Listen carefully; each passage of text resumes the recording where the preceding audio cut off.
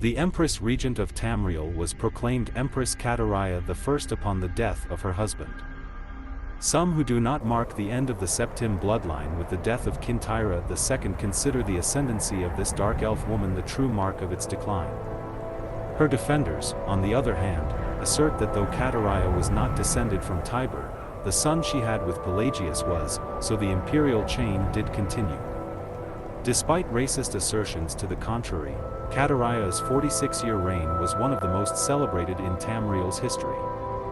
Uncomfortable in the imperial city, Kataraya traveled extensively throughout the empire such as no emperor ever had since Tiber's day. She repaired much of the damage that previous emperors' broken alliances and bungled diplomacy created. The people of Tamriel came to love their empress far more than the nobility did. Kataraya's death in a minor skirmish in Black Marsh is a favorite subject of conspiracy-minded historians. The sage Montalius' discovery, for instance, of a disenfranchised branch of the Septim family and their involvement with the skirmish was a revelation indeed. When Cassander assumed the throne upon the death of his mother, he was already middle-aged. Only half-elven, he aged like a Breton. In fact, he had left the rule of Wayrest to his half-brother Uriel due to poor health. Nevertheless, as the only true blood relation of Pelagius and thus Tiber, he was pressed into accepting the throne.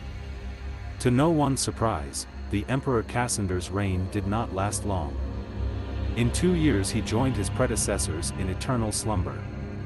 Uriel Lariat, Cassander's half-brother, and the child of Kataraya I and her imperial consort Galavir Lariat, after the death of Pelagius Septim III, left the kingdom of Wayrest to reign as Uriel IV. Legally, Uriel IV was a Septim. Cassander had adopted him into the royal family when he had become king of Wayrest.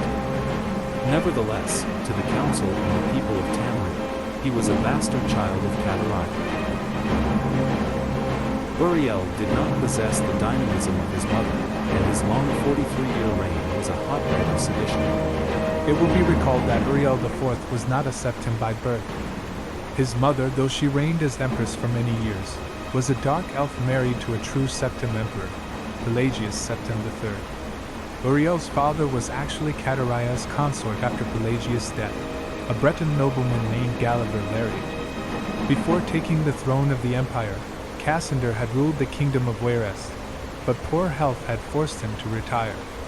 Cassander had no children, so he legally adopted his half-brother Uriel and abdicated the kingdom. 7 years later, Cassander inherited the empire at the death of his mother. 3 years after that, Uriel once again found himself the recipient of Cassander's inheritance. Uriel IV's reign was a long and difficult one. Despite being a legally adopted member of the Septim family, and despite the Lariat family's high position indeed, they were distant cousins of the Septims. Few of the Elder Council could be persuaded to accept him fully as a blood descendant of Tiber. The council had assumed much responsibility during Kataraya's long reign and Cassander's short one, and a strong-willed, alien monarch like Uriel IV found it impossible to command their unswerving fealty. Time and again the council and emperor were at odds, and time and again the council won the battles. Since the days of Pelagius Septim II, the Elder Council had consisted of the wealthiest men and women in the empire, and the power they wielded was conclusive.